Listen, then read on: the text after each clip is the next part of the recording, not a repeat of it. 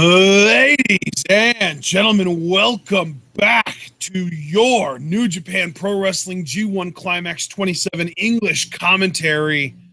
It is day 11, and as always, we have got 5 matches. This is the A block today for you. That really, this is looking like one of the best days that we've had since like day 3 or so, I would say.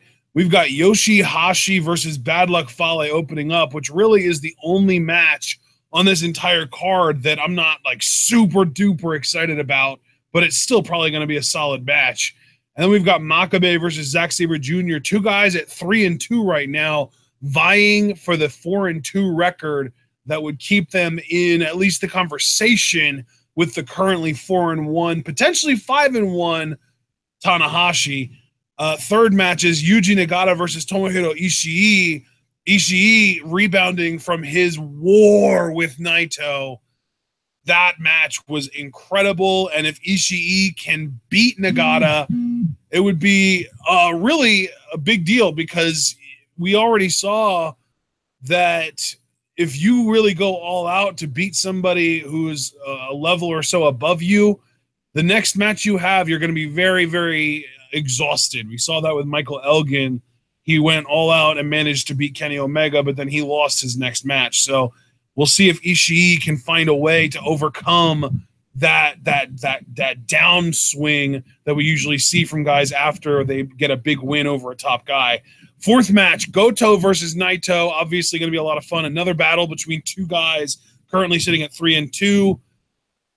One of them is going to end up being 4-2, and again in the same conversation as Tanahashi. But speaking of Tanahashi, our main event tonight is going to be incredible. I just know it. We've got Tanahashi versus Kota Ibushi. And if Tanahashi does win, he will be all by himself at 5-1. But if Ibushi can pull out the upset, he will drag Tanahashi down to a 4-2 record, which we are basically guaranteed then to have 2 other guys at, with another potential 2 guys if Fale and Ishii also both win their respective matches. So we could either have Tanahashi by himself at 5-1 at the top, or we could have 5 guys at 4-2 and a wide open block. So John, tell me, how excited are you for these matches today? Oh, I'm stoked for them, brother. I think, honestly, and not to commit hyperbole here, but I think this is one of the most significant days of the tournament thus far, and especially for the A block specifically, because I'm just going to come out and say right now, I do think the field's going to explode today. I do think we're going to have all those 4-2 guys. I think Ibushi's going to be able to pull out the upset. We'll go more in depth with that later. But yeah, the matches I'm definitely looking forward to the most are that main event because of how big the implications are. Makabe versus ZSJ, because ZSJ has just been a delight in this tournament, and Ishii, after his monster performance, can he continue it and really reassert himself in this block? So yeah, I am, you say excited, that may be understating it. I am ready to sink my teeth into this deep, because this is a significant day today. What happens today, I think, is going to have major reverberating effects on the rest of the tournament, because in G1, it's not how you start, it's how you finish, and we're slowly beginning to build towards that finish. So let's get into it today, partner. Absolutely. All right, guys. Well, we do have our New Japan World Player pulled up, and we have our timestamp set to 1 hour, 15 minutes, and 55 seconds. That's 1:15:55. So we will be hitting the play button. I'm going to do a simple 3, 2, 1 countdown and then say go. You want to hit the play button when I say go so that we're all nice and synchronized up. John and I are going to try and remember to say when the bell rings so that we can make sure that you guys are able to synchronize more than one way, and we're going to try and maintain that for every match rather than just the first match or the last match or however we've done it before. Here we go. Hopefully we're able to sync this up properly the first time, and we don't have to worry about resyncing later. 3, 2, 1, go. And there is Yoshi-Hashi. You know, he's 1-4, so he's and again immediately going right after Fale. With the drop kick there. Yeah, he is. He's probably very frustrated with his current G1 experience. He's 1-4. He's in a position where if Tanahashi wins today and he loses, he's mathematically eliminated from the tournament. I've been waiting for you to use that phrase, and we're finally introducing that vocabulary, huh? Interesting. What a shoulder block there by Fale. Folks, we're currently at 1 hour, 16 minutes, and 30 seconds even here. And now the forearms there by Yoshi-Hashi off the ropes. Shoulder block again. Fale staggered. I like that Yoshi-Hashi has this sense of urgency, but it may all be a moot point given the unstoppable power of Fale. And there it is right there with the shoulder block. Partner, you know I always love your match analysis. When you look at this matchup, do you think this is an easy win for Fale, or do you think Yoshi-Hashi might pull out the upset? I don't think there's ever really such thing as an easy win in G1, as close as Kojima has been to that this year. I think Yoshi-Hashi, really, it might just be a matter of he's just had bad luck. He's just been in really tough matchups early on in his tournament experience. I mean, we already know he's had to face Naito, he's had to face Zack Sabre Jr., he's had to face Ishii, and he's had to face Tanahashi. And he's lost to all four of those guys, but the one match that he had that wasn't one of those like top, like ridiculously powerful, ridiculously talented guys was against Nagata. And that was his first match, and he won that match. So, and I think it's more a matter of bad luck, which Bad Luck Fale is literally named after. But in Yoshi-Hashi's case, I think he can overcome it in this match. I'm going to officially pick Fale to win, but I will not be surprised if Yoshi-Hashi does win. All right, well, there you got our match analysis from my cohort and commentary here. I really don't have any to add. I think my analysis will come more, again, with Ibushi, Tanahashi, ZSJ Makabe. Oh my God. That's my analysis right there. Big man squashes smaller man, and now the official trying to get in it, and now he can get some too. He better be very careful he doesn't get bullied like Yoshi-Hashi is right now, because his body just got intimately acquainted with all those empty chairs. And that's what I keep saying about big men like Fale, and what I'm going to keep reiterating, until the tournament's over, really, and until he's done his matches. You can be a guy like Yoshi-Hashi. You can be a guy like Ibushi. You can do your flurry of strikes. And, hey, sometimes you luck out. Sometimes you get that luck box, and you get the win, and you get your points. Most of the time, though, all it takes is one body shot to the gut, one shoulder block, one anything from a man the mass of Fale, and immediately the playing field gets leveled all over again, and the big man gets in control.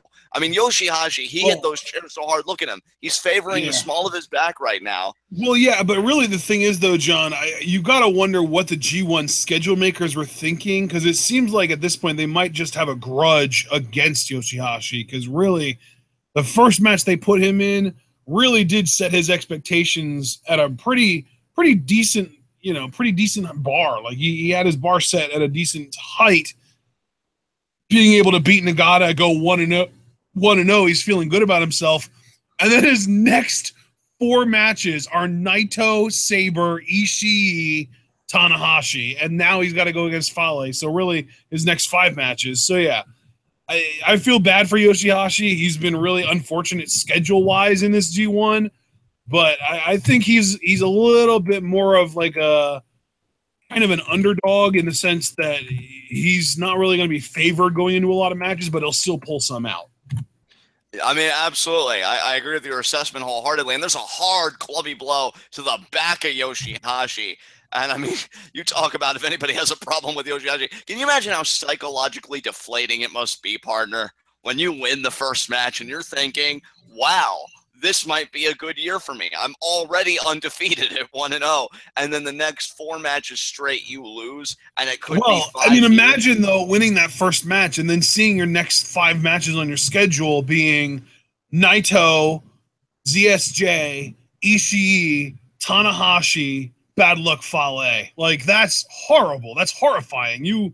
And then really, maybe it's just the block in general, because then even his last 3 matches, he's got Goto, Ibushi, and Makabe. And even though those are like 3 guys that I would consider to be lower level or weaker than the 5 guys that he's faced most recently, including Fale here, it's still just a brutal block to be in. It's almost like you would rather be in the B block just because, like, well, I'm going to concede losses to Okada and Omega, but I can beat everyone else in this block. Right. Yeah. And Fale, again, just hard for him there. And that's the thing, like, I've been talking about things that are just, oh, wait, cover here. And Yoshi-Hashi, that was a weak kick out, but he kicked out. I talked about things that are dispiriting. You know, losing 4 matches straight. You kind of added to that when you look at the quality of the schedule, the quality of competition in the block. And it's also got to be dispiriting, you know, in the context of this match. You try and get something going, and Fale either brushes it off or he just, you know, imposes his will right back. There's the headhunter there. Nicely done. Yeah, that's the thing. I'm telling you, man. Yoshi-Hashi, he might not be favored going into any of these contests, but there are a lot of his situations that I could see him sneaking out a victory, and this is one of them. I do think that at the end of the day, I have to stick with Fale just because it's, you know, smart money is probably on Fale. But man, I would not count Yoshi-Hashi out. He is a scrappy guy. He's an underdog, but he was an underdog last year when he went, I think, 4-5, or maybe 3-6. But still, that's 3 or 4 wins against top competition like this year. And partner, here's the one thing we haven't talked about yet. No, a sunset flip attempt. And Fale, what are you referring to that we haven't talked about yet? Well, I mean, just offensively speaking, Yoshi-Hashi is going to have to find, much like Zack Sabre Jr. did, an innovative way to win, because I don't know if he can get Fale up for karma. You know, well, maybe he doesn't need to get Fale up for karma. He still has the butterfly lock, and moves like that tend to be more effective on big men than smaller guys. That is an excellent point. And now... Oh, a headhunter off the top rope. Yeah, there you go. Hook the leg. 2. Only a 2 count, though. Kick out there by Fale. It wasn't a forceful kick out, mind you, but kick out on the last. That's good news for Yoshi. And there's the butterfly lock. Yeah. I mean, it's not going to be easy to lock in early, but once he softens Fale up, it'll be easier and easier to lock in every time he goes for it. So I'll tell you, I think Fale has been that guy that every G1 you just expect him to go and have the most dominant record. But in the years we've been covering it, Fale has yet to make it even to the G1 Climax finals, let alone, you know, win the tournament. And now off the ropes. There. Oh, what a lariat. What a lariat. See, and you know, it's funny, we always refer to Yoshi-Hashi's lariat as being the desperation lariat, but whether he wants to admit it or not, that looked like a desperation lariat from Fale to me. You saw he put everything into that, and it wore him out to the point that he collapsed up against the ropes after he hit it too. Well, you know, that is the one big detriment to big men that I find personally. And oh, wait a minute, here could be the tongue and hand grenade. You have him in the throat? Oh, yeah, he does already. No. And Yoshi-Hashi, though. The lariat attempt, ducks the back elbow attempt. There it is. From Yoshi-Hashi. Goes to go off his feet to get it. 2. And that seemed a little bit more forceful than the last kick out. But again, back to the butterfly log. This is smart by Yoshi-Hashi. He might actually be able to get Fale to pass out in this match. I don't know if Fale will ever actually tap out, but he might be able to get Fale to pass out in this match. But see, this is what's mortifying to me is, again, no. He just sets him up in the corner. Is he going to do a splash maybe? Possibly. Yeah. Yeah, he got it. And then rolls him out similar to Kojima there. Oh, falling coconut. And there it is. Falling coconut hooks the leg. 2. And Yoshi-Hashi kicks out. You can tell by the way he's breathing right now, he's really struggling with his breathing. Like his lungs have just been ravaged by Fale, and he's struggling to breathe.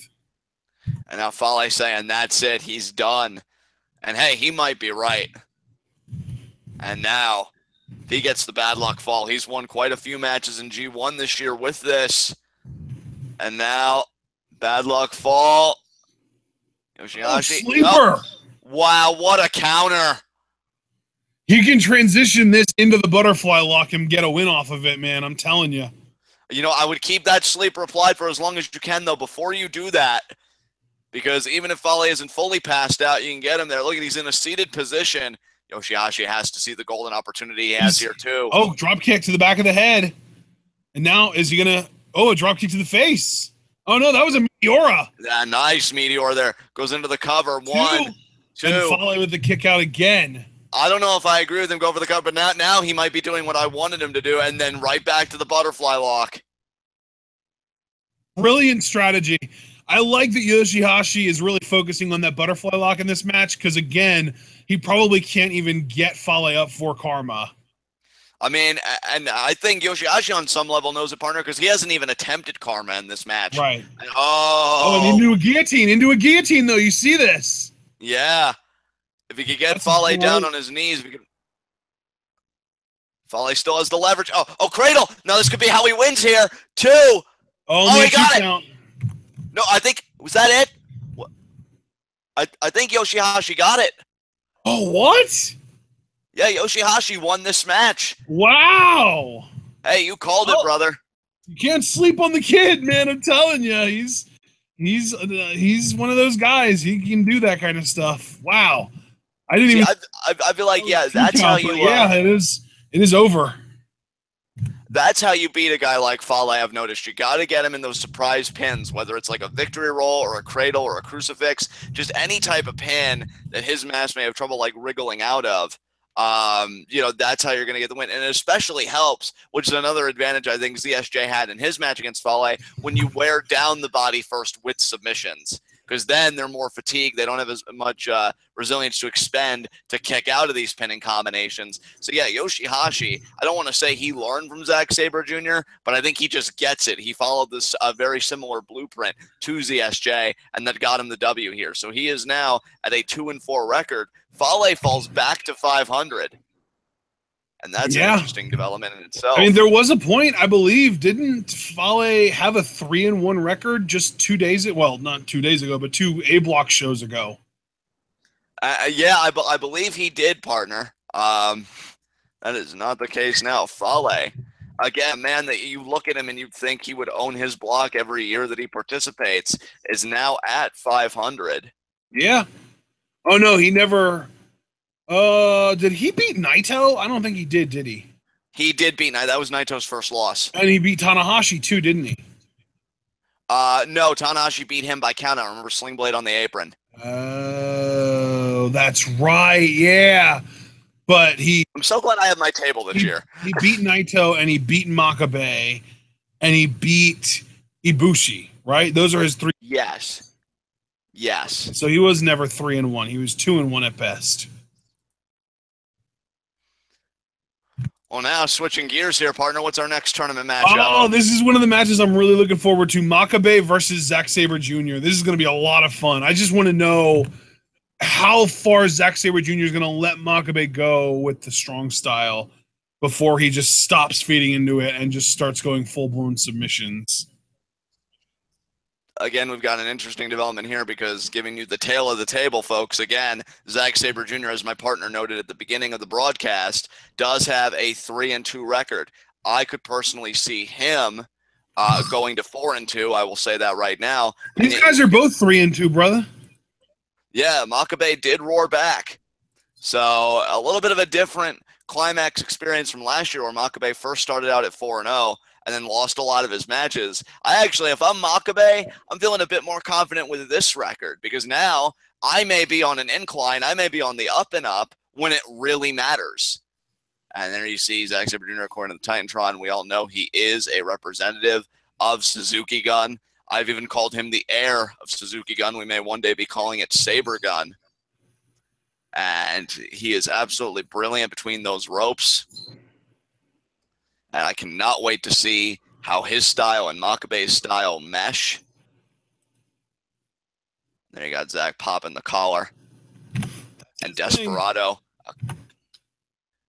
accompanying Zack Sabre Jr. Desperado has played a role in some of these matches. Sometimes that factor is negated, depending on the opponent, but more often than not, Desperado has had a hand to play in Suzuki Gun-based matches. And I'll tell you, I will always say that Zack Sabre Jr. was one of the best recruits that Suzuki Gun could have gotten. Because I think it really propelled their faction into that very legitimate territory, close to that kind of Bullet Club or LIJ territory, when you got a stud like Zack Sabre Jr. in your ranks. And now you have Makabe coming out here. So, partner, you said you're looking forward to this. I already gave my tail at the table, both guys at 3-2. I am personally picking Zack Sabre Jr. To go 4-2. I mean, Makabe's power is a bit concerning, and that King Kong knee drop is deadly. But I think with Zack Sabre Jr.'s just plethora of submission holds and just the wide range of his offensive, I think it's going to be too much for Makabe to handle. So I am going with Sabre. But give us your tail of the tape personally. Who do you got in this? I definitely agree. I do think Zack Sabre Jr. is going to win. But again, I thought Fale was going to win that last match because, again, it's like a smart money kind of thing. But I don't know, man. I don't want to count Makabe out. The thing with this match is that makes it interesting is that both of these guys have the same record. Makabe, though, he's just one of those guys, man. He can beat anyone. I think the only guy that I would really count him out against is Tanahashi. Right. You see Zack Sabre Jr. looking quite smug. I mean, again, this match is like huge. Even Naito. I could even imagine Makabe being Naito. Well, hey, I mean, Ishii did, and Ishii and Makabe are very similar in a lot of ways. So yeah, I mean, I agree with you there. That's true. And Zack Sabre Jr. again looking quite smug. Really, I mean, he's always cocky, but he's really being super arrogant and disrespectful coming into this match against a guy like Makabe, which is even more egregious because, like I've mentioned before, Makabe is a former IWGP World Champion. I'm pretty sure he has won G1 Climax before, so like ZSJ needs to maybe take a bite of humble pie when he's in the ring with this guy. See, and I completely disagree. I think that confidence is exactly what's going to drive Zack Sabre Jr. to victory. This match is so significant for both of these guys because we talk about the 4-2 record that you could get. Now, Fale missed his chance, but this match, we're guaranteed a 4-2 record. That's why it fascinates me. Nice shoulder block there by the Unchained Gorilla. And if Tanahashi could lose today, and I believe Ibushi has all the tools to get the job done, that just opens up the field massively. And now Zack Sabre Jr. hard into the guardrail goes his back.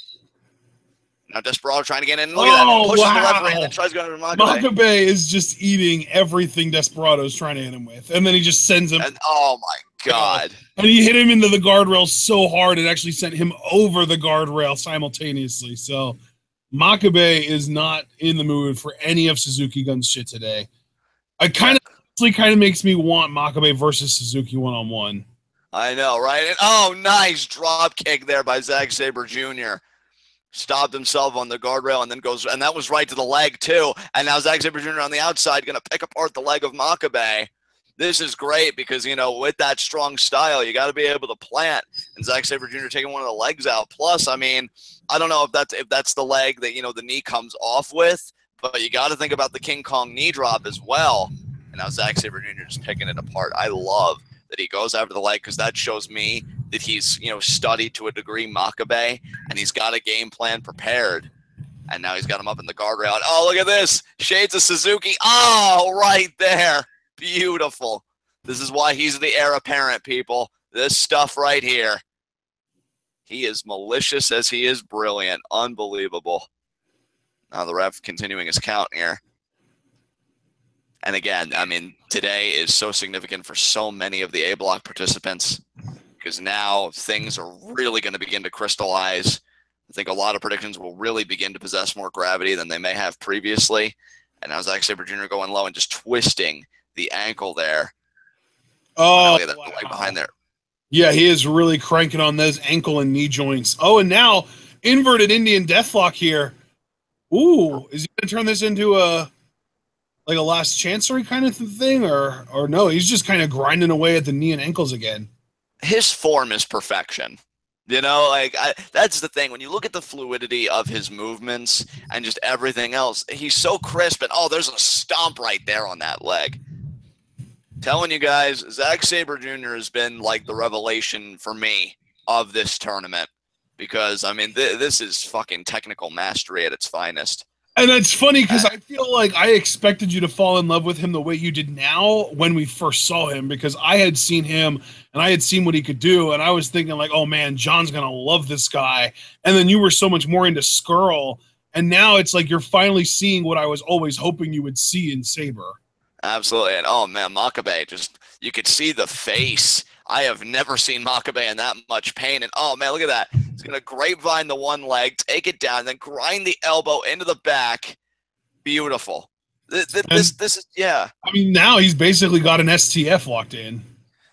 A man that wrestles like Zack Sabre Jr. does, I could buy in a heartbeat winning this block, which is, again, why this match holds so much interest for me. Because if Zack Sabre Jr. gets to 4-2, and then if Tanahashi loses to Ibushi, that does open the field up. But then that gets intriguing in that context because Zack Sabre Jr. beat Tanahashi, but Ibushi beat ZSJ.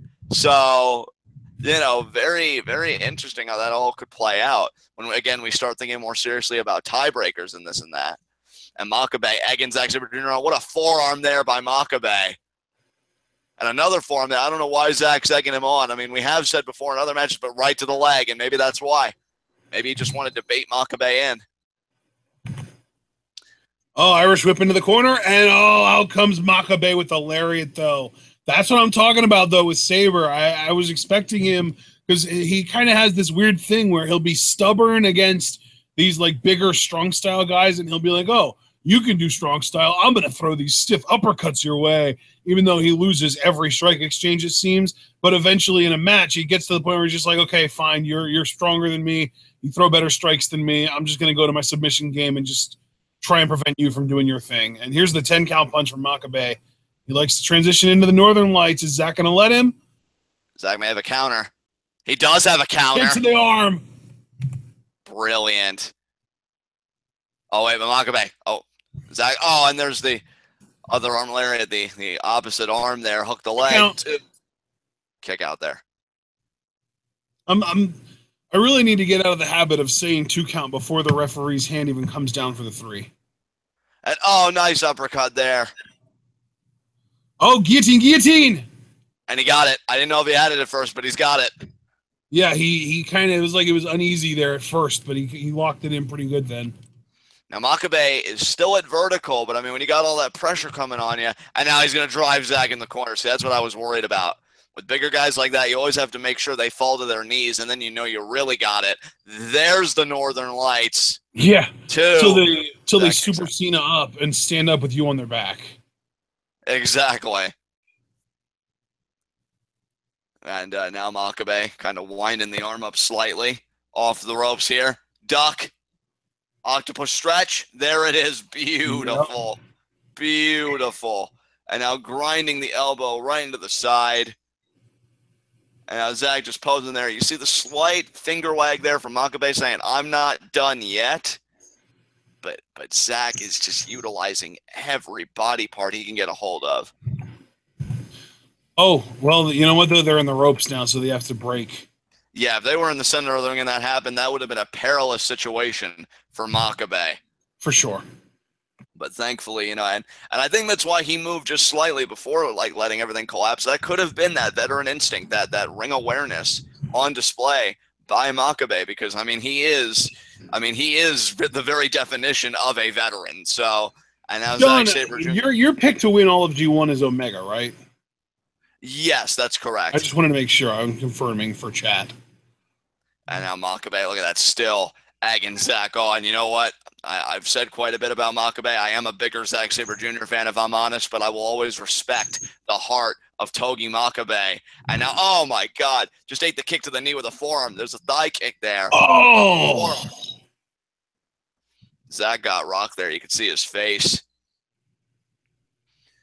I love that stiff upper lip, like just that smugness in his face.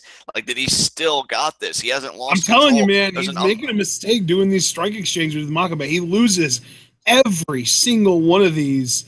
And now he's even trying to throw forearms with Makabe. That's even dumber. At least your uppercuts are like the most effective strike in your arsenal. Yeah, that's what happens, man. Makabe with the middle finger going off the ropes, and Zack Sabre Jr. trying to change it up, but he got caught with a lariat. Yeah, and goes right down. You know what? I mean, on one hand, I do completely agree with you. Absolutely. Could be King Kong knee drop here. But you know what, though? Zack may be able to counter this into a knee bar or just something crazy. And, just moved out of the way. Let's see if he'll grab a limb or what he'll do here. If Makabe missed that King Kong knee drop, that could be very bad for him.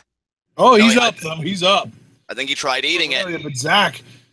Oh, into the octopus. Is he going to try and transition this? Is he? No, he's not. Oh, he's transitioning into a knee bar. Beautifully done. I mean, you mentioned knee bar when Makabe was coming off the top rope. He crossed the legs, the cross-legged knee bar. That's even more effective. Oh, Makabe might tap here. That is excruciating. And Zack, that's it. Oh, my God. I don't know if I've ever seen Makabe tap out before. Well, you just saw it now, and that's what ZSJ brings to the table. God, I love that he's with Suzuki Gun. Yes, yes. 4-2. Zack Sabre Jr. And again, this is why day 11 is so significant, folks. And everybody that's with us right now, you picked an amazing day to join us because you're about to see the floodgates open. Zack Sabre Jr. just got to 4-2. Makabe now at 500 with 3-3. Well, I mean, I'll officially say I'm 1-1 so far because even though I did say like there was a chance Yoshi-Hashi could win, I said the same thing about Makabe, but my official predictions have been Fale and Zack, so I'm 1-1 on today. And the next match though is to me, it would be in really just like a gimme, like obviously Ishii is going to beat Nagata. But again, Ishii is coming off that hardcore, like ridiculous, like, I'm going to eat a Destino like it's nothing match with Naito. So I'm having a hard time really pulling the trigger. But I think at the end of the day, God, you know what? I have to. I can't bet on Nagata this tournament. I just can't do it. So I got to go with Ishii. Although, again, hedging my bets, if Ishii does lose, that's why. And we got a request here for a quick timestamp. We are currently at 1 hour, 42 minutes, and 36, 37, 38, 39, 40 seconds even. 42, 43, 44, 45, 46, 47. Yeah, so thankfully, partner, you and me are good. Just some people in chat, I guess, wanted to resync up, and we are always happy to do that again. I'm so elated.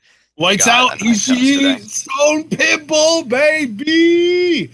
You know, I don't know why he's coming out first. You would think that the people would come out like in order of record, like whoever has the worst record would come out first. But in this case, Ishii is coming out first, and the 0-5 guy is coming out last.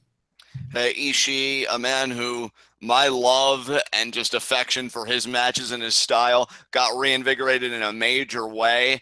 You know, because I'll be honest, I never stopped loving Ishii, but I started wondering if maybe it was partially hype, if maybe he wasn't the monster that I thought he was, and then he eats Destino and goes on to beat Naito, and I'm like, oh no, that's just it. You just need to be properly provoked. So I'll tell you what, the Stone Pitbull getting to be off his leash again for this match, and Ishii has an amazing opportunity here, because if he wins this, he too goes to 4-2, and that's just more eyes that are going to be on Tanahashi, hoping that he'll fail.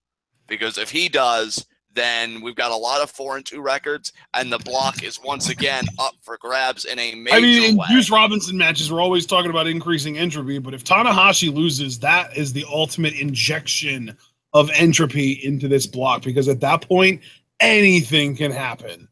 I completely agree with you. My heart is pulling for Ishii. My head, just given Nagata's performances, much like yourself, I've got to go with Ishii. And to be honest, he's a guy that I've always wanted to see win a block in G1. Hell, I'd be elated if he won the whole tournament. I'm not going that far yet, but a 4-2 record would put the biggest smile on my face. It's the Brainbuster versus the Bridging Backdrop Driver, and out comes Blue Justice.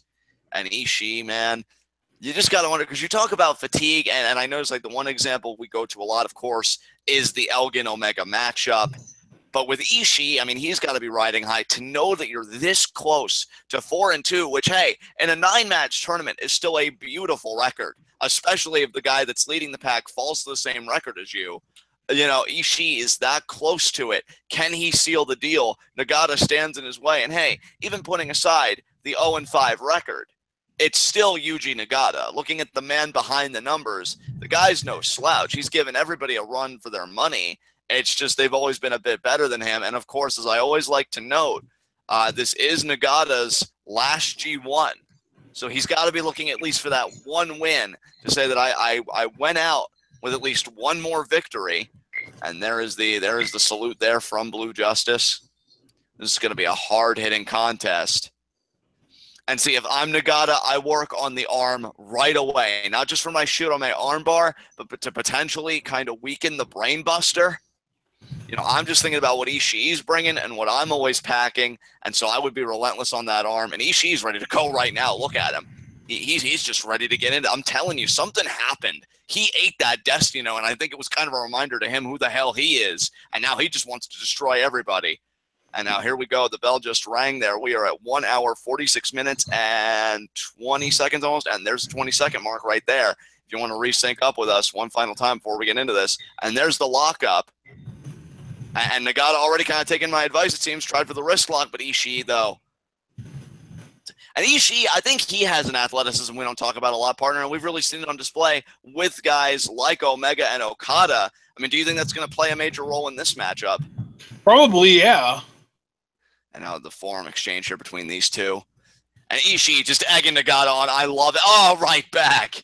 And Nagata visibly wincing, but he's not deterred. Oh, man. Nagata needs to start return fire, though, man. Ishii with all this offense, and they're even caught the boot. Forearm, and finally Nagata gets some offense in with that boot, and then goes for another kick there, but again caught. Oh, Ishii went for a kick of his own, ducks Nagata's kick. These guys are pretty evenly matched, but it does seem like Ishii has the upper hand so far. You're going to see a lot of amazing feats here from both men, I think, in this match. But again, like, it's not that I'm discounting your analysis of fatigue. It was proven right with Elgin. But I just feel like Ishii, he must be feeling himself. I think psychologically he's pushing himself through this. And again, I mean, Nagata having a weaker record, I mean, maybe Ishii's kind of taking it lightly. And that was very close to the throat, but not quite a throat chop. There's a shoot kick there from Nagata. And Ishii just eating it. Again, this is going to be a hard-hitting bout today, folks. And another shoot kick there by Blue Justice. Ishii wincing a little bit. You know, maybe, again, that wear and tear from Naito kind of showing itself. But another chop there to Nagata. And another shoot kick by Nagata, though, to Ishii. And Ishii, again, another chop. And, again, dangerously close to that throat. But another shoot kick there from Blue Justice. Back and forth. These two go. Dropping bombs on one another. The winner. Well, I mean, for Nagata, it's just getting that one win. You know, it's about pride at this point. And, oh, there's another shoot kick. Forearm to the face, forearm to the face. Knee, knee, knee, knee. And another knee. And another knee. And these strikes here, Nagata, and another shoot kick. Ishii goes down to a knee. Advantage Nagata for the moment. Oh, and another there from Nagata. Right in Ishii's chest. Those shoot kicks, man. Nagata is really using a lot of those this year. It seems like he's using more shoot kicks this year than I'm really used to him using in previous years. Hey, man, if there's one thing I've learned about myself, you know, this past year and maybe even a bit further back, it's I love a good striker. You know, Hideo, I think, has really shown that about myself, as well as Cassius Ohno. So seeing Nagata employ more shoot kicks, I mean, that does nothing but make me smile. And, of course, you know Ishii can throw strikes like nobody's business. And he just ate that kick there to the back and then a headbutt there. The monster is back, and he means business.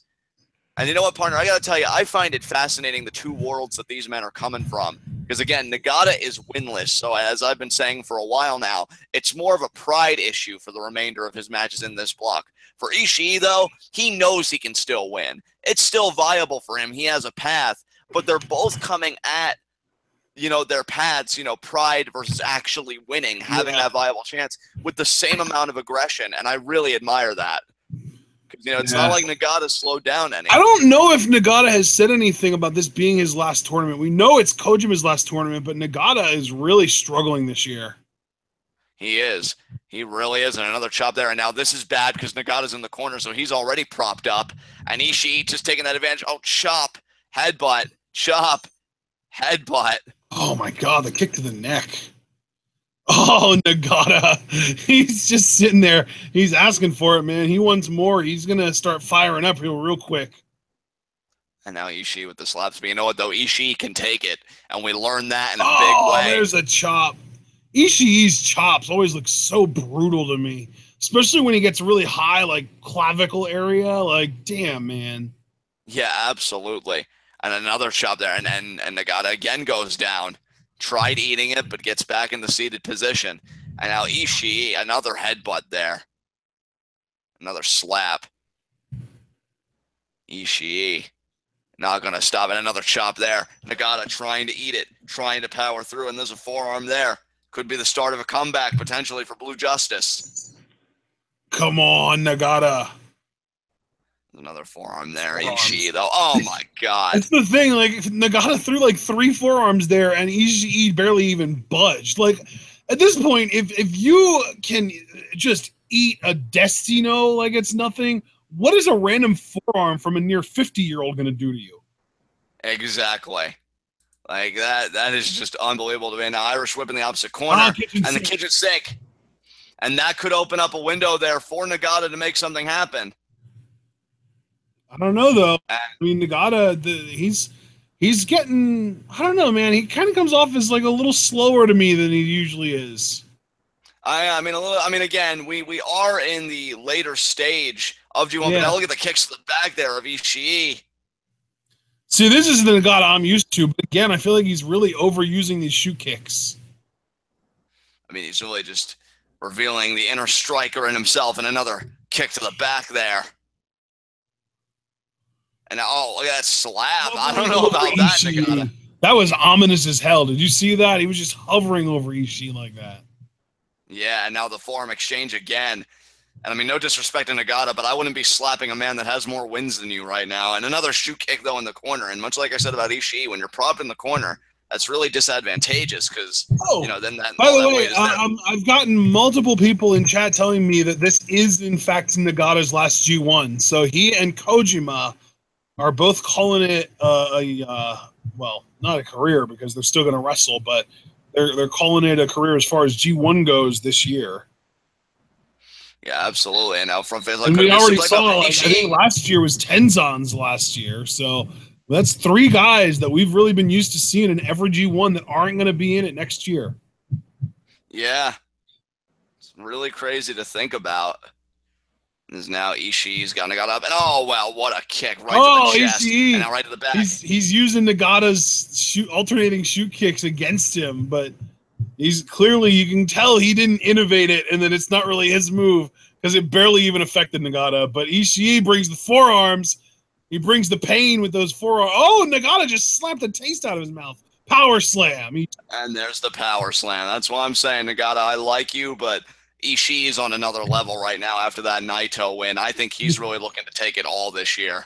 He definitely seems well, and you would expect everyone to want to be taking it all every year, but Ishii is one of those guys where he's up there. Like if everything clicks for him, I don't know if there's anyone he can't beat.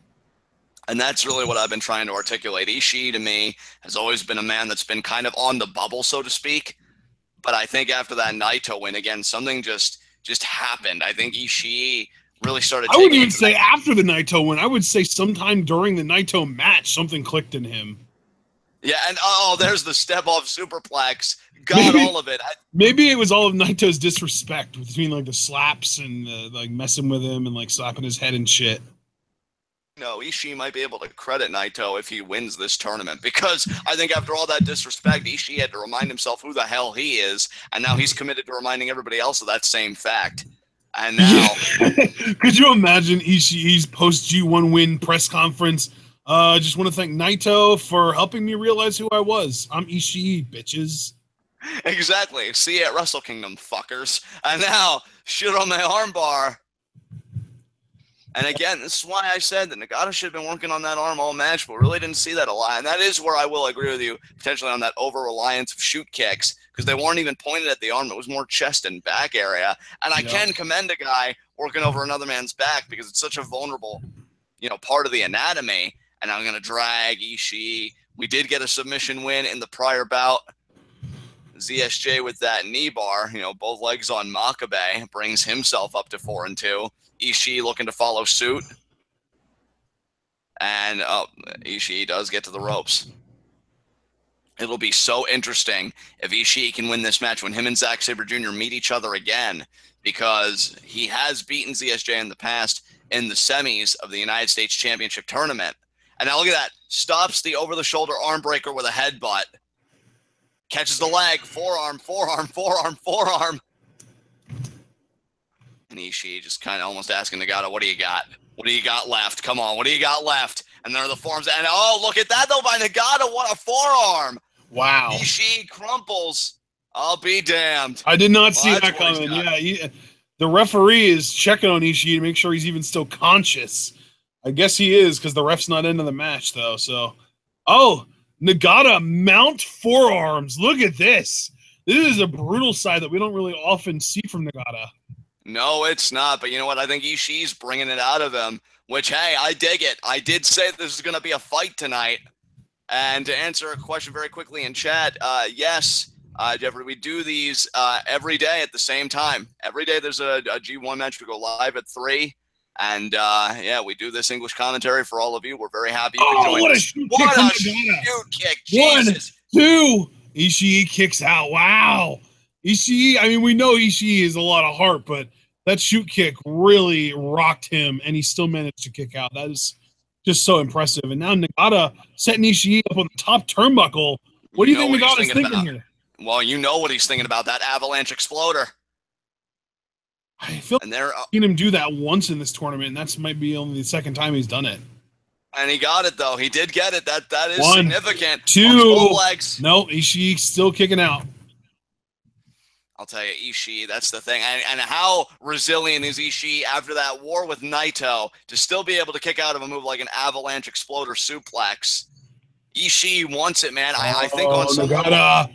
Oh, he went for another shoot kick, but he got Germaned in his favor. And I think he kind of ate it a little bit there. T-bone! Oh, but Ishii ate it. What a lariat. Nagata ate it. Spinning heel kick. Both guys are and Ishii falls back. Ishii wants to join Zack Sabre Jr. He wants that 4-2 record, and he potentially wants to join Tanahashi if he loses our main event here tonight. This is our third matchup of the day. Yoshi-Hashi beat Fale. Zack Sabre Jr. beat Makabe by submission, and now we are here. And Yuji Nagata not wanting to lose this match just yet. He wants to see if he could pull out the win. That spinning heel kick, beautifully done. Ishii taking refuge in the corner here. He's got to get his bearings. And now Nagata. Ishii caught Nagata there in a power bomb. Is he gonna? Oh my God! Yes, he did. There's the power bomb. 1, 2. Nagata kicks out, but Ishii still on one knee. He could follow up really easily here. I think I just rhymed this 3 times, but yeah, Ishii could easily follow up on this. He's got momentum on his side, man. That's huge. He does. He is a very momentum-based guy. Oh, and there's the lair there. Oh, the headbutt! What? The stiff headbutt! Oh, and there's another lair. Oh my God! 1, 2. Nagata kicks out. Oh man, Nagata brilliant too, rolling over onto his stomach so as to prevent another pin attempt. Yeah, great veteran instinct there. You see the throat slit there from Ishii. He's thinking brainbuster. I don't know if Nagata's going to have anything to resist this. Oh, he countered into a brainbuster of his own, it looked like. 2, and Ishii kicks out. You're not going to beat him with his own finisher, Nagata. Come on now. How bad does Ishii want to be 4-2? Because he knows if he gets there, man, the block isn't a guarantee, obviously, because we still have a little bit to go. But you really get in the conversation, in my mind, in a major way. And now Nagata. Ishii looks like he is out of it. This might be a backdrop. No, Ishii with the knee. Oh, he countered it. Oh, but the forearm from Nagata. The headbutt. Oh, but the jumping kick. Low angle area from Ishii. 1, 2, and Nagata kicks out. But can Ishii quickly fall in? Look at Ishii. He's firing up again. He did the exact same thing with Naito. He fired up against Naito, too. He's trying it again. Are we going to get a brainbuster? Is this going to be it? That's going to be it. That's it. That's going to do it. 1, 2, 3. And look at Ishii being able. Here's the thing, guys. I want to make this perfectly clear. This was the match that I was really concerned about for Ishii, not because of his opponent, but because of his own physical, mental, emotional state. Because when you go and you have the kind of match he had with Naito, where you put everything on the table, it is so hard not to just fall off a cliff in your following match. And the fact that Ishii was able to overcome that expenditure and still win the match following his match with Naito, Ishii might have just taken a seat in the lead for my personal favorite to win this block. And you know what, partner?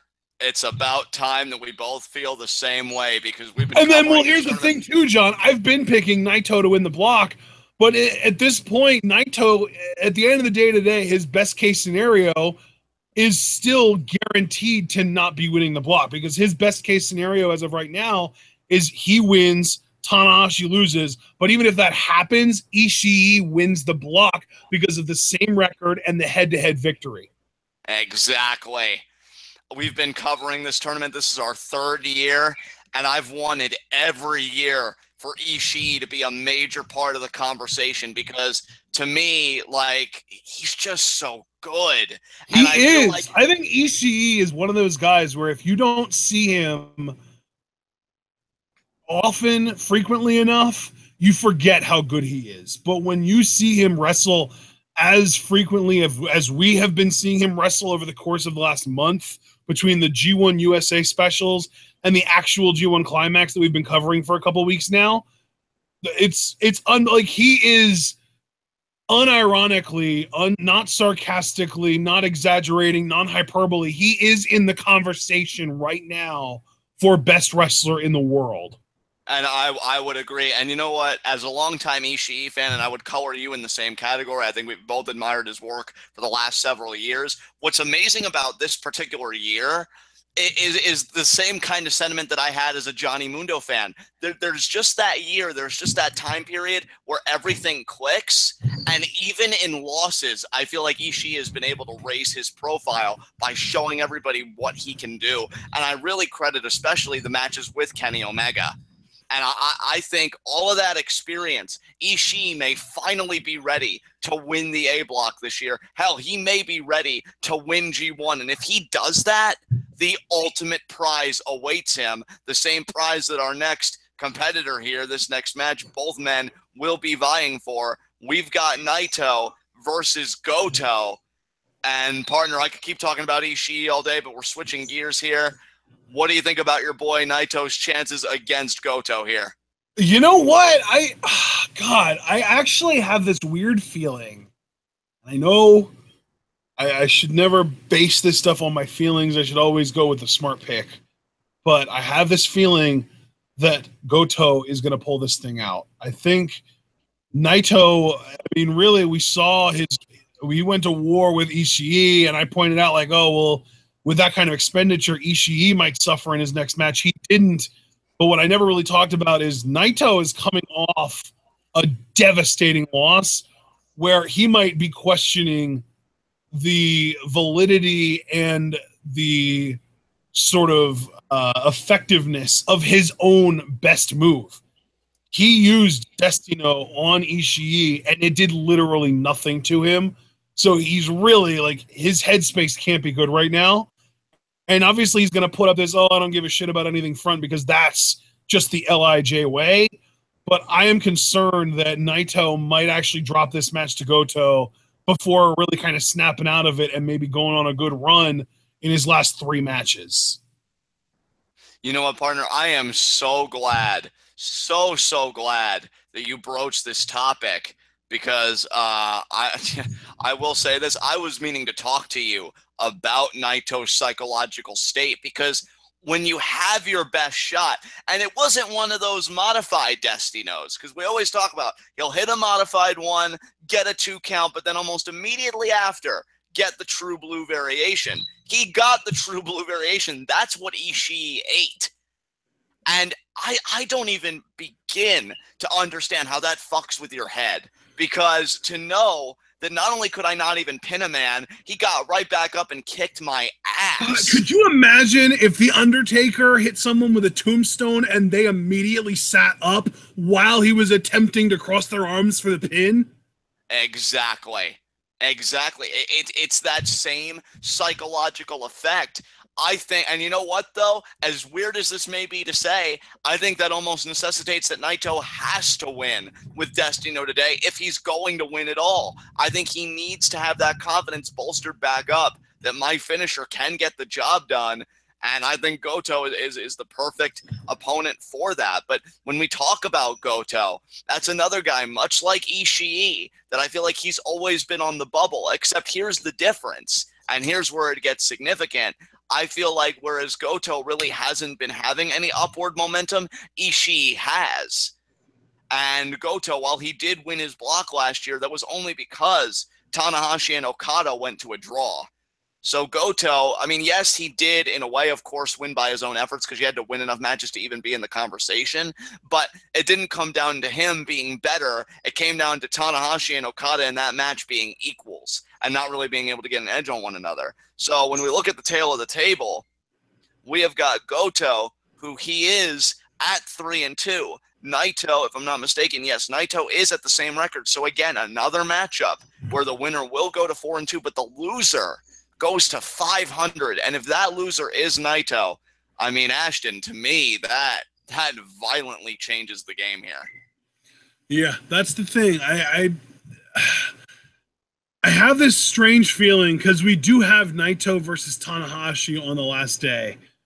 I have this. Oh, look at Naito. Look at Naito. He's being way more aggressive in this match than he ever is. Look at that. That doesn't seem so tranquilo to me, partner, but very no, it doesn't. That is not right. Oh, and he's spitting on Goto immediately. But I do have a feeling that Naito and Tanahashi going into their last match, Tanahashi is going to have one more win than Naito. So it'll be a case where if Naito beats Tanahashi, they'll have the same record, but then Naito will have the one-on-one advantage. So that's kind of going to be what I'm predicting. And since I do think that Ibushi is going to pick up a win over Tanahashi tonight, spoiler alert for that match, as far as my prediction goes, I have to roll with Goto beating Naito here. I think Goto is going to pick up the win. Naito, coming off of a huge loss to Ishii, might not be in the right headspace. He might go 2 losses in a row. And you saw, immediately being aggressive like that, that's not anything like we've seen from Naito before. He's never, ever that aggressive. Even against his long-standing rival Shibata, it was always Shibata who was the aggressor in those matches. And see, it's funny you mentioned Shibata because I was going to say Naito's either being this aggressive because he's not in the right headspace right now, or because he knows Goto is Shibata's best friend and he's just looking to really unload all that aggression given that rivalry. One way or the other, this is a different Tetsuya Naito tonight, and I'm not saying I don't like it. In fact, quite the opposite. I actually do enjoy him being this vicious, but it is a bit concerning that a man whose core philosophy is tranquilo, meaning calm, relaxed, chill, is anything but. He seems unnerved right now. And there's an elbow right to the back of the head and neck, and must be thinking about Destino, so he's going to try and soften it up early. And now into the guardrail. Maybe we should be giving him a little bit more of a break because his whole offensive philosophy really in most is focus on the neck, soften it up for Destino, and Ishii doesn't have a neck, so. Yeah, that is true. So it's almost like Ishii went in with a kind of a cheat almost, as you see now Goto being brought back into the ring. The cheat code to beating Naito is just not having a neck. Exactly. And now you got Goto, his arm over the rope a little bit, the rest of his body on the apron. And now what is Naito thinking about? He could be thinking neck breaker on the apron potentially. Yep. And yeah, that is what he's thinking. And he got it. No problem. And yeah. I mean, really, Naito hasn't allowed Goto to get out of the gate here. He hasn't been allowed to really get into any kind of momentum here at all. Yeah, I mean, I will say this, partner. I think that's a huge offensive maneuver that Naito just scored there, because you're talking, I mean, we always talk about how the apron, hardest part of the ring and all that jazz, but like on an area as sensitive as the neck, you're really getting all your benefits out of that there. And yeah, Goto in a bad way. I did notice, though, you looked at the one camera angle earlier, it seems like Naito has like his thumb bandaged. I don't know if one of his hands is in a bad way. So just something to think about. A bullseye is a bullseye is a bullseye after all. So I guess Naito wanted a countout win there, but Goto did get back in the ring. And Naito immediately on the attack again. That's so rare for him.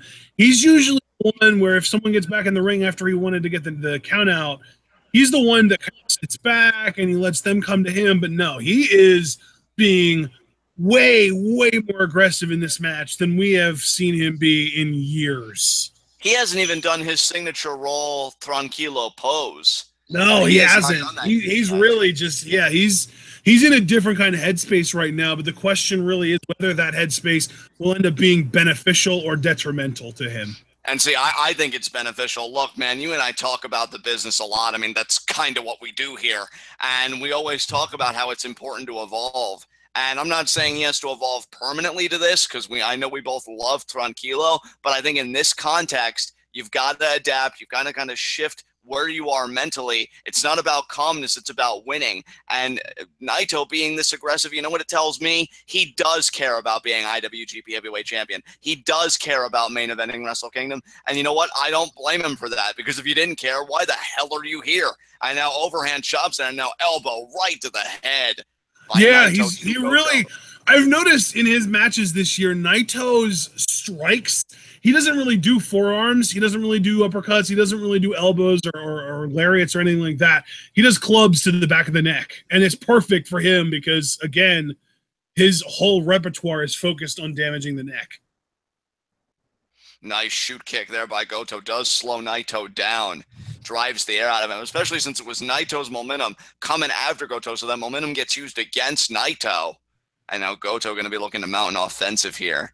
Both these men, former Intercontinental champions. We already know Goto is one of the best strikers in New Japan, so those forearms are very effective. And there's the spinning heel kick and the backdrop driver on Naito. Wow. I mean, he didn't bridge it, but he is going right for a pin. 2, Naito kicks out. No surprise there.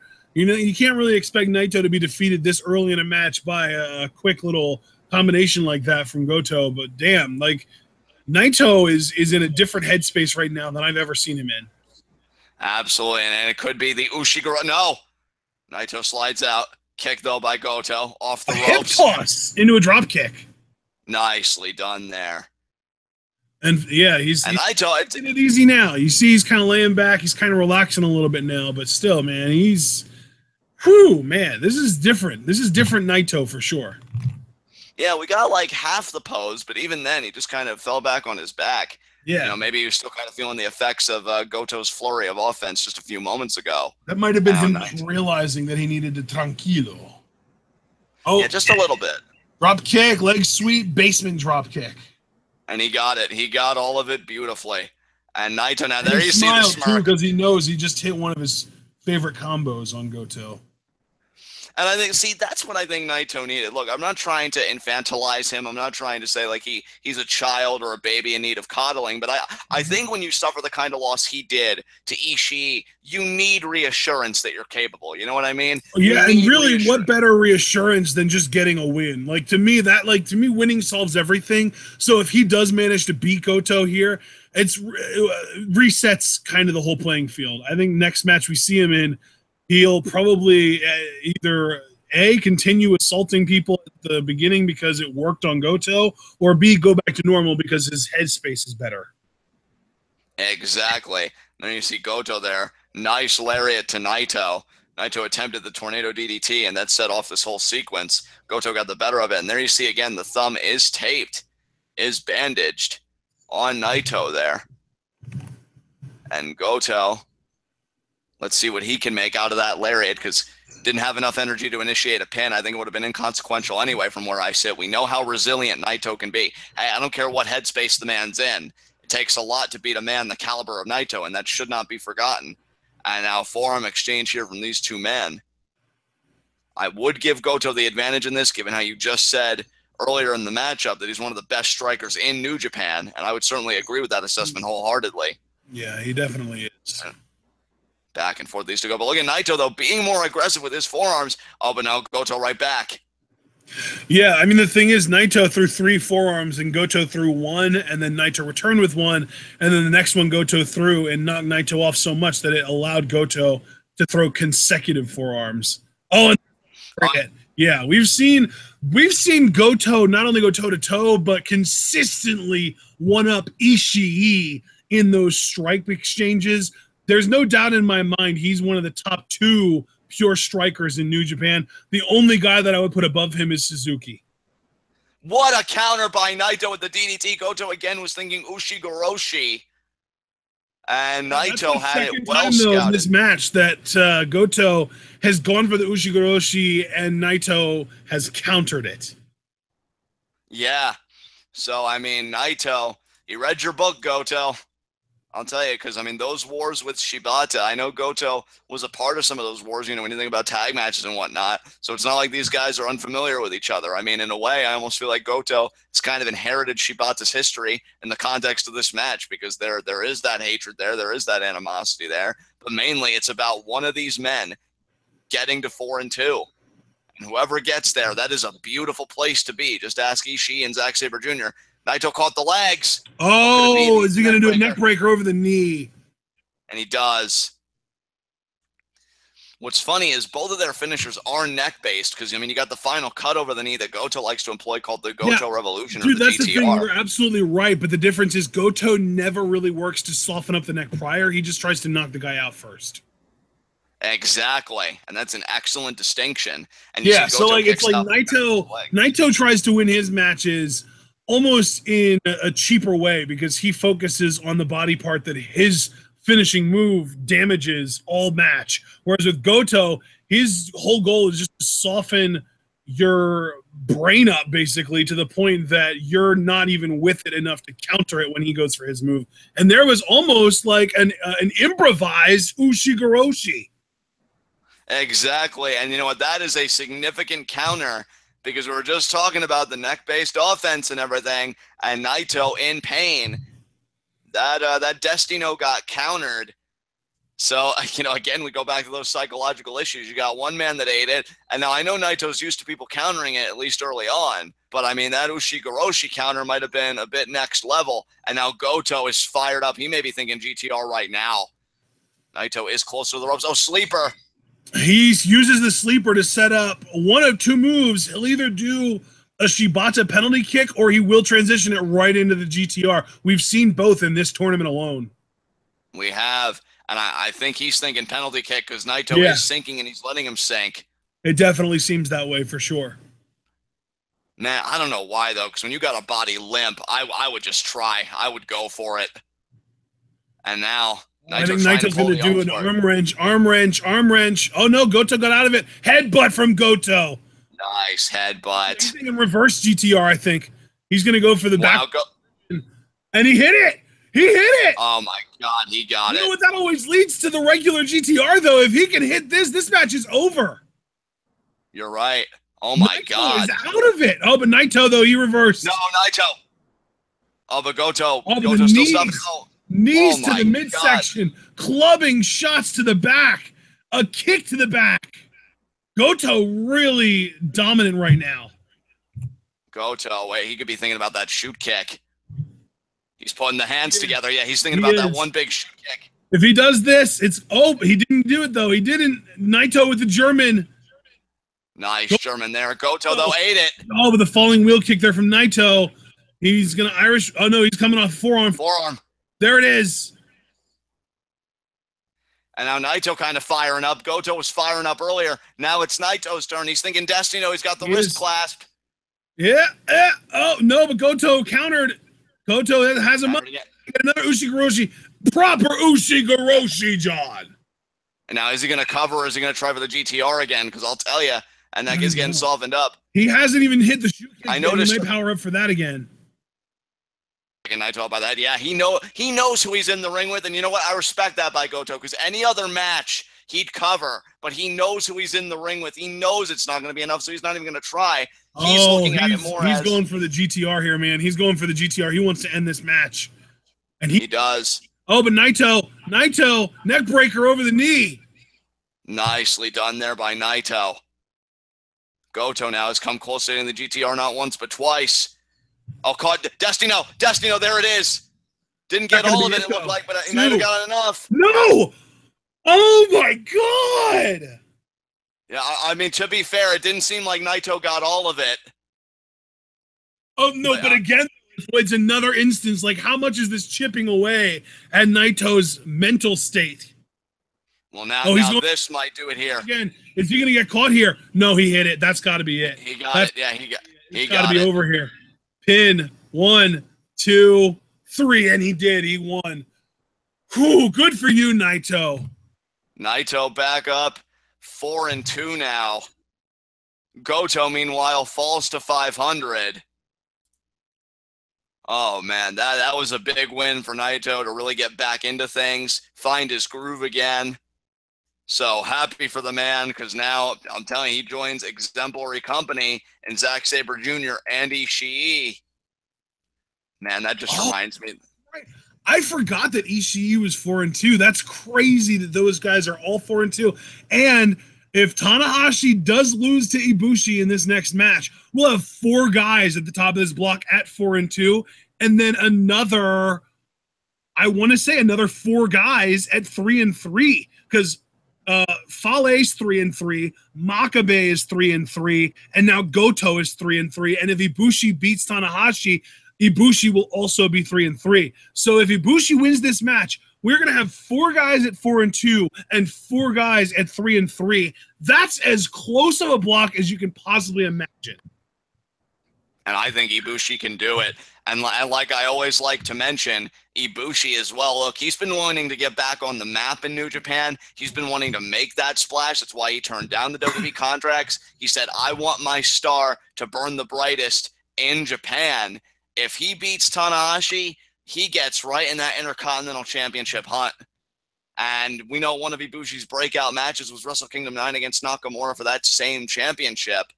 And in my mental predictions, I either think Tanahashi versus ESJ or Tanahashi versus Ibushi is going to be the Intercontinental title match for Wrestle Kingdom 12. And here's the thing, too, John. I do want to point out as well. Nagata is now 0-5, right? That's correct. So with this win, Naito has mathematically eliminated Nagata. Oh wow, okay. Because so, yeah, now the thing is, Naito at 4-2 is basically it gets us to a point where Tanahashi and Naito both have 4 wins, which means that one of them is guaranteed a minimum of 11 points. Because even if they go to a draw, that's 11 points, and the most. Or no, I'm sorry, not 11, 9. It would be 9 points because it's 2 points per win and then 1 point for a draw. So at the minimum, one of those guys is going to have 9 points. If it is 9, they'll both have it. If it's 10, it'll be one or the other. And again, that's a bare minimum, 9 points guaranteed there.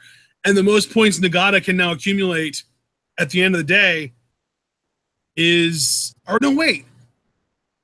Nagata's 0-6 now, isn't he? Oh yeah, that's right. Because with 4-2, that was the 6th match for everybody today. He's done. He's out of it. He's done. And I mean, Yoshi-Hashi is close to mathematically eliminated, but technically he could come raging back and go 5-4 somehow. But I highly doubt that happens. So yeah, Nagata officially mathematically eliminated. Yoshi-Hashi on the brink. And here we see the entrance of Kota Ibushi and the Golden Star. And is it going to burn bright tonight? Because he has the chance to beat one of the best this business, forget just New Japan, I am talking the entirety of the pro wrestling industry, and the current Intercontinental Champion, Hiroshi Tanahashi. And again, if Ibushi wins, that would be the second person to beat Tanahashi, and by extension, the second person to be owed a future Intercontinental Championship opportunity, a title with such a rich lineage in this company. And I'll tell you, it won't get any better contenders. If Ibushi pulls it off, that is, then Zack Sabre Jr. and Kota Ibushi. And here comes Tanahashi. Important thing to note as well is that this match is main eventing, and sometimes when you main event, you get an upset to send the crowd home, buzzing and murmuring to themselves like, well, I can't wait for day 13 now in the A block. And Kota may just be that upset. I know you're really, really into the B block, and I really appreciate some of the higher up matches in the B block, mostly the ones involving Okada, Omega, and Suzuki, and especially when they face each other. But for me, the A block just feels so much more stacked right now. Exactly. Really, I mean, Yoshi-Hashi and Nagata are the 2 guys that you can point to and say, oh, well, those are weak links, because again, Nagata at 0-6 and Yoshi-Hashi at 2-4. But even still, I mean, if you've got 7 guys in your bracket that can lay claim to being legit contenders to win the block, like that's crazy to me. It is. And here's the even more interesting thing. I keep talking about the Intercontinental title, but I don't want to talk as if Ibushi's out of this thing, because if he gets a 500 record, that's such an interesting makeup for the A block. 500 records and 4-2 records, again, with the exceptions that we've already noted. So Ibushi would and actually, that's right. These are 10-man blocks, not 9-man blocks. It's just that every guy only has 9 matches because they face everyone else in their block, but they can't face themselves. So, yeah, it'd actually be 8 guys then in the A block that could lay claim to being legit contenders. Everyone from Tanahashi to Ibushi, which is really the match that we're about to get right now, is interesting because Tanahashi is the only guy at 4-1. And Ibushi was the only guy coming into this show at 2-3 because everyone else was either 3-2. We had 6 guys at 3-2 coming into this. Plus, then we have Yoshi-Hashi who came into this at 1-4, and of course Nagata who hasn't won a match yet. So really interesting that these guys are kind of on the opposite ends of that big 3-2 group, with Tanahashi being 1 win above it and Ibushi being just 1 win below it. Absolutely, and I'll tell you, Ibushi could really get back in this tournament by beating Tanahashi, and he could get so much more even outside the confines of this tournament, as I've already noted extensively. That's why I said day 11 was such a significant day. And now, folks, we are coming up on 2 hours and 27 minutes even, and the bell just rang, and we are at 2 hours, 27 minutes even.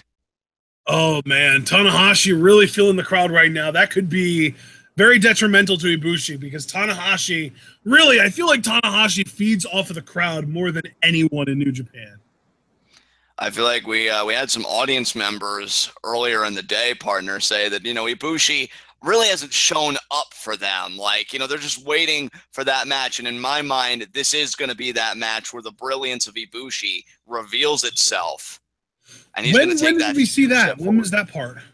I believe it was Mike that said, Ibushi really hasn't. Oh, you mean like members of the Twitwell audience? I thought you were saying people in the New Japan audience. I was confused. That's why I even said our audience, just to kind of convey Twitwell. But right. Yeah, as you see now, Ibushi, though, right back to the hammerlock. But as I was saying, I do think this will be that match. I do think Ibushi is going to show everybody what he's about and what he represents and come out winning. Nice look at this. There. Tanahashi reversed a side headlock into a pinning combination, but then Ibushi rolled through with the side headlock. And then Tanahashi with the leg scissors, and Ibushi kicks out. Tanahashi plays some air guitar and throws it into the crowd. I love that Tanahashi is literal the exact opposite of Jeff Jarrett, because the old saying with Jeff Jarrett was, broke thousands of guitars, never drew a dime. Tanahashi draws thousands, if not millions, if not billions of dimes, never broke a guitar in his life because they're all invisible. Exactly. And, and now Ibushi here has got Tanahashi against the ropes. And if you're Tanahashi... backs off, hands up, clean break. I appreciate that. Good on you, Ibushi. Oh, and there's another lockup. Ibushi backed up against the ropes. Is Tanahashi going to give him the benefit of a clean break? I don't think so. He's going to. He's not going to. I knew it. Tanahashi, you dirty dog. Wow. And see, that's what I was going to say with Tanahashi. He wants to win. He wants to get back to the Wrestle Kingdom main event. He wants to be IWGP Heavyweight Champion again. Hell, with Tanahashi's ego, he would love nothing more than to consolidate the IWGP Intercontinental and the IWGP Heavyweight Championships and put them under the Tanahashi banner. But for Ibushi, he has a chance to win big. I'm talking lottery levels of big. He beats Tanahashi. Not only does he stay in this tournament, but Ibushi kicks up. Kick. What a shoot kick to Tanahashi. That right there is what I'm talking. Because again, I feel like we've brought this up every single Ibushi match. We've heard Daniel Bryan come right out and say he's never been kicked harder than anyone than Kota Ibushi.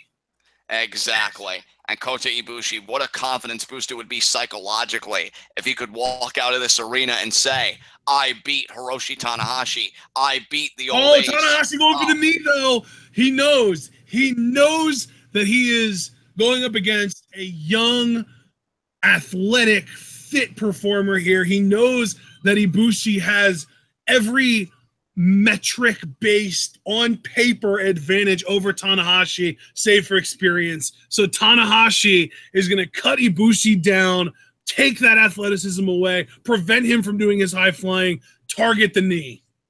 Exactly. It's brilliant. It's brilliant. It's so fundamental, and yet Tanahashi employs such a strategy to perfection. See the leg wrapped around the rope? We've seen Tanahashi use that exact same strategy countless times against another young gun that he had his number for the longest time until the young gun came back and got the win, and that's Okada. We saw Tanahashi implement this exact strategy on Okada how many times? Going after the leg, cutting out the knee, preventing Okada from being able to use his way above average, if not elite level athleticism. And now he's doing the exact same thing to Ibushi, but the difference is, will Ibushi be able to overcome the way Okada was eventually able to? And, that is the question. Ibushi has been in big matches before. Hell, even in this block, he already had his match with Naito, which he lost. But I feel like much like the Ishiis, and oh my God, the shin breaker.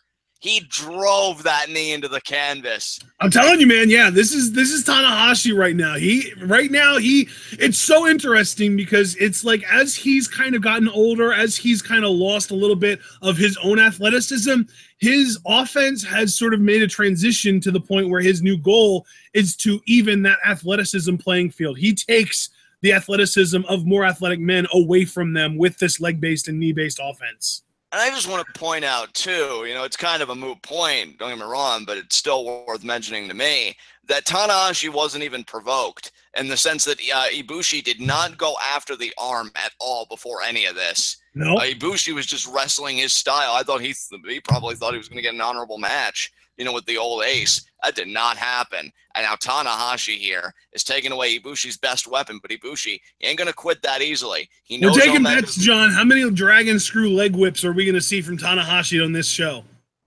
4. That's how many I said, too. Yeah, and I swear I didn't even look at chat or anything. That was my own organic answer. And now Ibushi does get to the ropes. But that's Ibushi just called two people that know Tanahashi pretty damn well being on the same page. Exactly. And Ibushi knows so many eyes are on him. I just saw a paddle of the crowd that said, go Ace. They still think of him as the Ace, guys. Wow. Hey, at least that's an organic response. Looking at you, WWE. And now, Ibushi getting picked up here. Oh, but Ibushi, what a forearm. I mean, that's the thing. I will say, I do think Ibushi might have a striking advantage in this match, which, I mean, it's tough to say because Tanahashi is just so good at everything, but Ibushi, specifically with his kicks, I'll say, I think has an advantage over Tanahashi. Are we about to see a sling blade? No, we're about to see an Ibushi drop kick. But I'll tell you, I had to really kind of have its effect on the leg.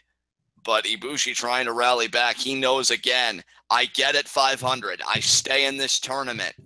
And I have a future Intercontinental title match in my pocket. This is must win for Ibushi. Wouldn't be mathematically eliminated, it seems, if he lost. These are the kicks that we've been taught that everyone should fear.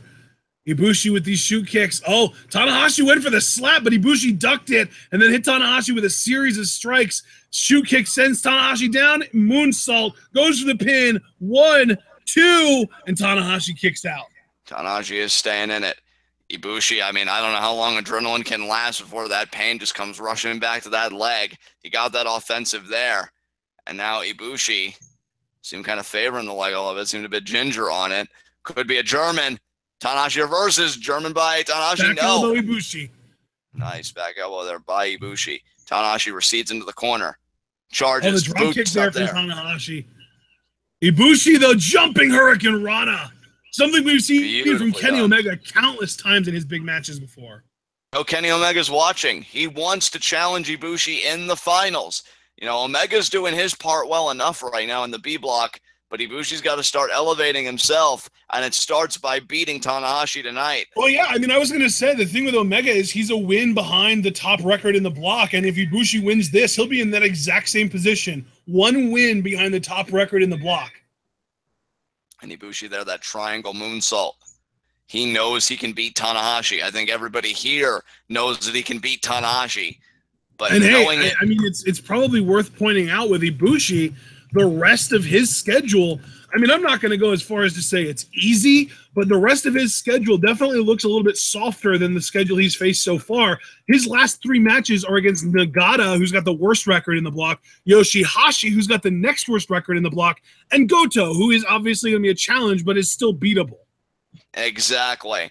As Naito proved in the preceding bout. Yeah, well, exactly, yeah. I mean, Goto is basically used as a stepping stone for Naito to get his head right. You know, like he didn't even. It seems like he was more focused on, God, I got to get this win under my belt just to get right. And he got it because, again, Goto, even though Goto is a very good performer, he's a strong guy, he's a tough guy, he's a great striker, he has never been able to put it all together. Never been able to, never won the big title. I think he was the Intercontinental Champion at one point, but that is the biggest deal of a title that he's ever held. Oh, wait a minute here. This could be that deadlift German we know Ibushi likes to employ. Deadlift middle rope German apron plex. Oh, this could be devastating here for Tanahashi. I don't think Tanahashi's going to let him do it. He's going to grab the leg and do a screw. I think you're right. There are the back elbows there. Oh, yeah. Yeah, his leg went right through the rope. That was a foolish move, Ibushi, and there's the first dragon screw of the match, I believe. Yeah, we predicted 4, so, I mean, of course Tanahashi will have as many in the holster as he wants, but I'll tell you, he's got 3 left to pop off. And Ibushi, I mean, that was detrimental. It seemed like he was just building an offensive, and now Tanahashi, worse yet, is firing up. We could be seeing a high fly flow on the outside here. Scales the top rope. Ibushi not going to be able to defend himself, I don't think. And there's the high fly flow. Of course, on the outside. That is such a devastating move, such a momentum shifter in the favor of Tanahashi. Absolutely, partner. He's grabbing that arm. His arm's in pain, but I think Ibushi is almost too noble, too honorable to focus on trying to single that arm out and over damage it. And you know what, though? That just means that if Ibushi does win this match, it'll be all the more impressive because he didn't even exploit the handicap that Tanahashi walked in with. That's right, yeah, that for sure. That really says a lot to me. That says everything to me. So I will say, I mean, I'm pulling for Ibushi. I'm pulling for Ibushi, 1, because it makes for a more interesting block, and 2, you know, because I just feel like I'm seeing the resilience, I'm seeing the heart, I'm seeing the desire, whereas with Tanahashi, I am seeing that veteran that's just going to bully his way potentially back to another IWGP Heavyweight Championship. And now, Ibushi trying to get back in this, but Tanahashi's making it so difficult. Oh, and the leg again, and there's the second one, and then a drop kick. And it goes back to it, there's a third one. Man, he's really firing these off. And Ibushi now back in the ring, but he is really favoring that knee. That knee may as well be in tatters right now with the vicious offensive that Tanahashi's been employing here. Folks, I mean, I'll tell you, this is why I say that wrestling like this could be just as brutal as thumbtacks or flaming tables, because you're seeing an anatomy just being eroded here violently. And there is the cloverleaf, the same hold that Tanahashi won the Intercontinental Championship with against Naito. I believe that was at Dominion. Yeah, that was. Yeah, that was a Dominion, correct. Yeah, because we got to remember Dominion's double main event was a repeat of Wrestle Kingdom 11's double main event. And look at how high the angle. This is what I mean, though, when I say Tanahashi is sadistic. He is a psychopath. He is so much more interested in causing damage that he'll let you get closer to the ropes if it means causing more damage. Like, he's willing to sacrifice the amount of time he's allowed to have you locked in that hold as long as he's allowed to maximize the damage per minute. Exactly. And partner, I'll tell you, Tanahashi is just loving his work right now. There's another stomp on that leg. Tanahashi is the true DPS whore in this. And you know what? You can really talk about, right, all of the offensive maneuvers of Ibushi. Oh, maybe he can't plant for the Golden Star Powerbomb, but he's still got a Phoenix Splash, but you got to scale the rope to do that. You know, just, oh, wait a minute here. German suplex. Nice. Went from the full Nelson into the German. Beautifully done there by Ibushi. And he went for the wind-up punch, but Tanahashi has a German of his own. Ibushi on his feet, though. Oh, he went for a drop kick, but Tanahashi slid under. He got stomped. Ibushi just stomped Tanahashi, and now he's got one of the smuggest smiles I've ever seen on his face. I know, he's probably just thinking, that was for my leg, bitch, and now everything else is just because I can. Oh, my God. That smile was hilarious. Ibushi just had this look on his face like, yep, I did that. Oh, man. Can Ibushi do more than that? Can he rally back? Can he win this match? Not rhymed! You're a rapper, John. Damn right. Forearm there by Tanahashi to Ibushi. Ibushi shaking his head in. Can he rally back? Can he win this match? Damn, man. Your flow is impeccable. Thank you, good sir. Hey, that's what G1 brings out of me. That's what you bring out of me, partner, because this is why you're only going to get the best English commentary here. Kevin Kelly, who? And now Tanahashi, forearm right back there to Ibushi. Ibushi, though, fires right back to Tanahashi. Exchanging soup bones. Here we go. And Ibushi. We're going to find out here who the better striker is between these two. Because I said earlier in the match, I think Ibushi might have the advantage. And now, I mean, we just saw, he just knocked Tanahashi down. Tanahashi's trying to catch his breath. Now Tanahashi with a return forearm uppercut. But Ibushi, there's the shoot kick. And that's going to do a lot of damage to Tanahashi. Yeah, you can see Tanahashi is really, really shaken from that. And now, is Ibushi going for... Oh, sling blade from Tanahashi. I think Ibushi was going for a long dart there, but Tanahashi with the sling blade. And now he's going up top. He wants a high fly flow again. He wants to end this thing. Tanahashi, if he goes... Oh, wait. Oh. Aha. And now... Ibushi cutting Tanahashi over the pass here. Is he going to go for a superplex? I think that's what he's thinking about. But, Tanahashi saying no. Look at the body shots there. And a forearm to the face. Forearm from Ibushi, though. I'm telling you, Ibushi is the better striker between these two. That's three forearms from Ibushi. And he's got an opportunity here to take advantage of Tanahashi's prone position. But Tanahashi with a return forearm. Ibushi needs to throw one back. But Tanahashi, he headbutted Ibushi. It sent Ibushi down. Oh, Pele! What a Pele by Ibushi. Beautifully done. And now those are the kinds of maneuvers, folks, that are going to get Ibushi back into this thing. And now, wait a minute here, Ibushi, what's he thinking about? And there's oh my God, that lawn dart.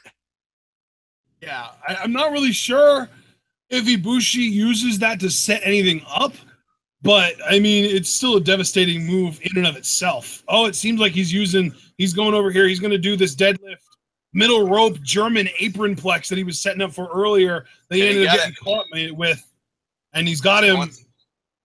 He's got him hooked. He's got the weight block. He's got him up. He's got leverage, and he dropped him. He got it. He got that German deadlift middle rope apron plex. And Tanahashi kicks out. And Ibushi, I'll tell you what, though, that was a big match maneuver for Ibushi to connect with. Because now Tanahashi, and now you can see like the pain on Ibushi's face. He's kind of grabbing his hair with his hands. I think frustration's starting to set in, but Ibushi can't let that happen. You let frustration set in. Tanahashi is a veteran that will capitalize on that. He will exploit the shit out of it, and he will take a win from you because of it. And now Ibushi maybe thinking Golden Star Powerbomb here. I think he is either that or a pile driver. But look at Tanahashi, though, expertly goes down to a knee and hooks the arm around the back of the knee. He might be setting himself up to get another dragon screw for all we know. Oh, Ibushi, though, with these clubs to the back. Has Tanahashi hit 2, I think, dragon screws so far in this match? 2, right? I thought he hit 4 because there was a time. Well, wait a minute. Oh, neck breaker. Neck breaker. I thought he hit 4 because there was a time when Ibushi was wrapped up in the ropes on the inside where Tanahashi was really popping him off. He's either at 4 or at most 3. And yeah. Now both these men are down. Remember, he calls that snap twisting neck breaker, the swinging neck breaker, the twist and shout. Yeah. And I will say, I mean, Tanahashi did get the last offensive maneuver. So, I mean, the advantage, by that metric would be in his court, but Ibushi is so explosive that Tanahashi, because I can tell you, Tanahashi seems like he's thinking about Sling Blade. Ibushi might have a counter, though. Ibushi went for a boot. Tanahashi wants a dragon. Oh, straight jacket suplex, maybe. Straight jacket German. 1, and he got it. Beautiful. 2. Oh, wow. That was actually a really late kick out from Ibushi, but he did manage to avoid the 3 count, and now we're getting the Sling Blade. Oh, wow. Oh, my God. That Sling Blade turned Ibushi inside out. That might be the most devastating Sling Blade clothesline I've ever seen in my life. And Ibushi staying. Oh, Ibushi kicked out, though, and he seems never mind. He's back down. I thought it seemed like he was firing up a little bit after the kick out, but no, he's back to being down and out. Tanahashi up top. Oh, high fly flow. That could be the beginning of the end, John. That could be it. Yeah, unless Ibushi has a counter. Maybe knees up. Night, Golden Star. Maybe. Knees up. Knees up. Holy shit, he's still in it. Oh my God, but the knee immediately in pain. Oh my God. And you know what though? That's another reason why it's so brilliant that Tanahashi keeps working over the knee of these younger opponents, because when they do something like that, it's not just him that's feeling this much pain. Oh my God, partner. You could hear my voice shift, folks, if you're listening to our commentary, and I know a lot of you are, and we appreciate it. But man, Ibushi got those knees up, and now that could have driven the. Oh, wait a minute. Could it be the knee? Could it be the knee? Are we gonna get? I thought we were gonna get a fifth dragon screw, but no, the elbow to the knee, the slap. That's one of the most devastating moves in Tanahashi's arsenal. He shifts momentum with that consistently, but Ibushi with the Gamengiri reverses that momentum back in his favor. I said to everybody that you were gonna see it from Ibushi today. He's eaten now 2 high fly flows, but he's not to be denied. Oh my God, that kick could have knocked Tanahashi out. Both of those high fly flows were while he was standing, and now there it is. Golden Star powerbomb. 1, 2. Tanahashi. No fucking way. Look at Ibushi's face. That's how I feel right now too, Ibushi. Oh my God, Ibushi's face tells a better story than any of my exclamations ever could. Oh, but Ibushi's saying pile driver. Yeah, he's calling for the pile driver. He's not just interested in ending this match. He might be interested in ending Tanahashi's career as a healthy performer. Oh my God, that knee. He goes for the pin right after that. 1, 2, and that's it. He won with the knee. Talk about a tribute to Omega. Holy shit. Ibushi joining Omega in the ranks of 1 win below the top ranking in your block with a knee strike. And the dam has flooded. The floodgates have burst wide open. We've got ourselves an A block, folks. We have got holy crap. 8 performers right now that could viably win the A block. 4 of them at 4 and 2, including that man Tanahashi. 4 of them at 3 and 3, including that man, the winner of this match, Ibushi. We have got 8 guys that are either at the top or within 1 win of the top of the A block. This thing just got busted wide open. And brother, I said at the beginning, I said throughout the course of this match, that this match for Ibushi was like a man playing the lottery. And given that he was facing Tanahashi, I'd say the odds were just about equal. But I'll tell you what, Ibushi just won big, because not only does he reassert himself in this block with a 500 record, which, hey, given how precarious everybody else seems to be, that's not bad. That is not bad at all. But even beyond that, Ibushi just earned himself a future date with Tanahashi, except that one will have the Intercontinental title hanging in the balance. That's a great point. I didn't even think about that. We didn't even mention that in our commentary this whole match. But yeah, Tanahashi is the Intercontinental Champion, and Ibushi, having beaten him, is now owed a shot for that championship. And I believe it will be... I could be wrong, but I think it'll be the first time that we've seen him go after a singles championship that isn't the junior title since his little mini feud with Nakamura in early 2015. Exactly. And partner, again, the Intercontinental title picture in New Japan is looking fascinating, because you have Zack, Sabre Jr. and Ibushi as contenders, but they're not just contenders for that title. They are still contenders for this block, because ZSJ is 4 and 2 and Ibushi is at 500. Can Ibushi rally back? Because he could still end with a record of 6 and 3. If he wins his next 3 matches, that's a beauteous record. Can he do it? Only time will tell, but what a win for the Golden Star. He has never burned brighter than what he is right now tonight. What a main event that was. Absolutely. And Ibushi does have a microphone now, but John and I don't understand Japanese, so we're not even going to try to translate what he's saying to you guys or trying to understand it. We just want to say this has been so much fun. That match was absolutely phenomenal. Ibushi is an excellent performer. Tanahashi has actually grown to become one of my favorite New Japan performers, even though for the longest time, John and I both kind of disliked him because of the whole John Cena factor. I've grown to really appreciate Tanahashi's work. And let's just say the A block is way more interesting to me right now than the B block.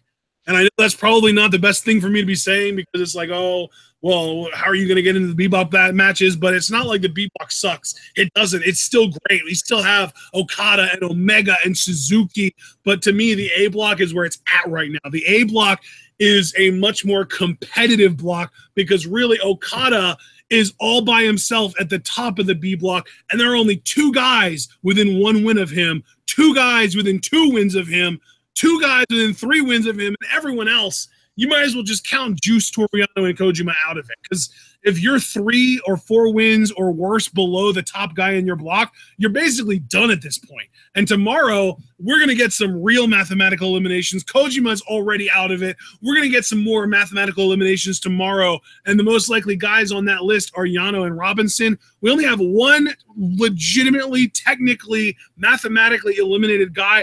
And actually, now that I think about it, I think no, because Yoshi-Hashi has 2 wins. He's only 2 wins behind the top win total in the block. He's got 4 points, and we've got 4 guys at 6 points, 4 guys at 8 points. This block could still, technically, Yoshi-Hashi could still win this thing. Unbelievable. Absolutely unbelievable. What a day this block was. I mean, again, I will agree with you because if we're looking for competitiveness, the A block is where it's at. For the B block, to me, it's more about the performers rather than the competition, especially Suzuki. Because well, let me put it this way, though, John. I think you might agree with me here.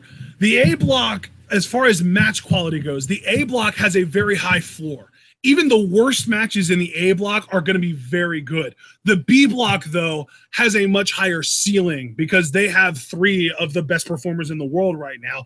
And I will say the A block, I'll say they have like 2 of the best performers in the world right now because I'm going to just say Naito and Ishii are the guys that I would put on that level. Tanahashi's up there. Tanahashi's definitely up there, but I don't think Tanahashi's on the same level right now as Naito, Ishii, Okada, Suzuki, or Omega. Yeah, exactly. I would completely agree with you there for sure. Absolutely.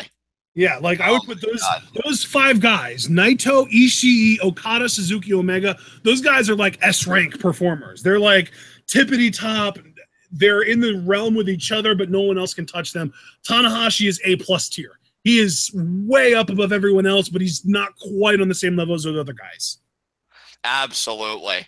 Absolutely. Dude, I cannot wait to see how the A block shakes out because really for me and now that it's over and we're just kind of making our like feelings known because we know what a huge Naito fan you are. Everybody knows what a Suzuki mark I am, who by the way last month turned 49 years old, and I'm still rooting for him to win this fucking block because don't let the age fool you folks, he is a bad ass and I am still rooting for him to win his fucking block. But yeah, as far as what's compelling, what's competitive, the A block is where it's at because we're still waiting for Okada to lose a damn match. At least Tanahashi has lost 2 now at this point, and what I love about his losses is he's really lost to at least, especially I think with Zack Sabre Jr., more the future of New Japan right now. I love that he's lost more like younger guns rather than seasoned vets, and it's going to make for some amazing Intercontinental title matches in the future. I love New Japan, man. They are so fucking good. This was such a fun day. Before I hand it over to you for good, I just want to thank everybody who joined us today. You guys are amazing. Thank you so much for the support. Thank you so much for joining us. We try and provide the best commentary we can. I feel like today was stellar, so just wanted to send my gratitude, and be sure to join us again tonight for SmackDown Live reactions. We got Owens versus AJ for the title, U.S. Championship, and Cena versus Nakamura, which I'm really curious how they're going to handle that. With that said, though, partner, it's all you. Absolutely, guys. This was a lot of fun. Day 11 is probably my favorite day so far. Maybe days 1 through 3 would be in the contention there, but for me, day 11 has just killed it. We're going to see you guys tonight for SmackDown Live reactions, or if you're only here for New Japan, we'll see you tomorrow for day 12 B-block matches. I mean, I already have the schedule put up here, so I might as well talk about what matches we're going to be getting tomorrow. We're getting Omega versus Evil in a battle of 4-2 or 4-1 records, actually. Those guys are going to go to every extent possible to win because the winner we'll go 5-1 and we'll get those 10 points that are just so difficult to achieve. Second match that I can see on here, Suzuki versus Kojima. Might as well chalk that up to a Suzuki win. Okada versus Tama Tonga, interesting there, because those guys are two of the more athletic guys in this block. Sonata versus Juice Robinson could be interesting. And then, of course, we've got Elgin versus Toru Yano, and Toru Yano matches always entertaining. So tomorrow's matches are going to be a lot of fun. I'm expecting tomorrow to be a little bit shorter day, because I do think Toru Yano versus Elgin could be like one of those 2 or 3 minute Yano wins in a cheap way kind of matches. So that could be interesting. And Suzuki Kojima might be under 10 minutes as well. So tomorrow might be a shorter day. We'll see. But until then, remember to like this video if you enjoy our commentary. Be sure to comment once this video is fully processed. Let us know not only what you thought about this day, but what you think about G127 in general, what you're looking forward to in the future. Maybe tell us your predictions for tomorrow's B block matches. And then, of course, if you haven't subscribed already, be sure to do so. And then when you do, you can click the little bell notification that pops up to get notified every time we go live. We go live with G1 coverage every time there is a G1 show on the same day at 3 p.m. Eastern time in the U.S. So if you're on the West Coast, that's at noon. If you're in the UK, that's at 8 p.m. If you're in France, that's at 9 p.m. I'm trying to cover as broad strokes as I can here as far as time zones go, just to kind of get through it. But still, 3 p.m. Eastern time is when we go live with these live English commentary videos.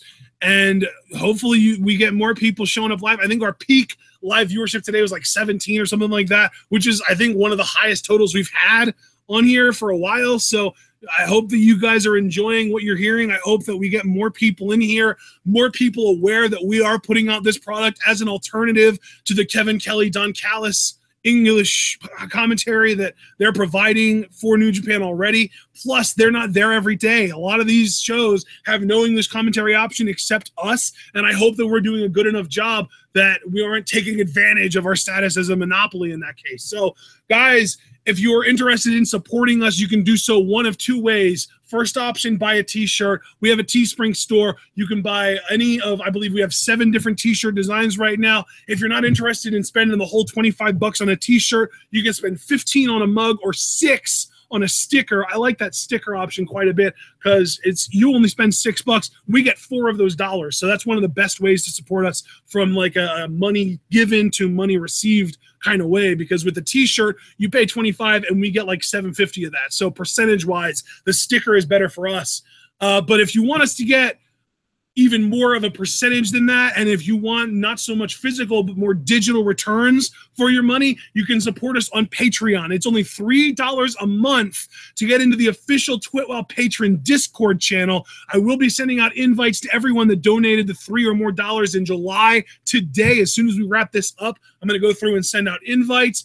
And of course, if you do that, you can accumulate that. And suppose you donate $3 a month for Patreon over a 10-month period, that's $30. You can use that on like a 3-hour live reaction video. You can request that we react to any wrestling show that you really want us to. Or if you want a combination live reaction and review like what we did for Jackie for the Women's Wrestling Revolution Revolutionary show, that's $15 an hour, but you're getting 2 videos for the price of 1. And it's $15 an hour instead of $10. So if those $30, you can get a 2-hour show live reacted to and reviewed on the same day in 2 separate videos. It's a lot of fun. We did that yesterday, and it was great. I hope that you guys enjoyed it as much as we enjoyed doing it. It was a lot of fun for us. And that's really, those are your options on Patreon. Like our Twitter or like our Facebook page. Follow us both on Twitter for, you know, some pretty decent updates on when we go live and stuff like that. John likes to mass tag a bunch of people to let them know, hey, we're going live and that kind of thing. And of course, if you are on Reddit, check out the Twitwell subreddit. We will see you guys either tonight for SmackDown Live. If you're only here for G1 coverage, we'll see you tomorrow at 3 p.m. Eastern time for G1 Climax Day 12. It's going to be awesome. Stay tuned.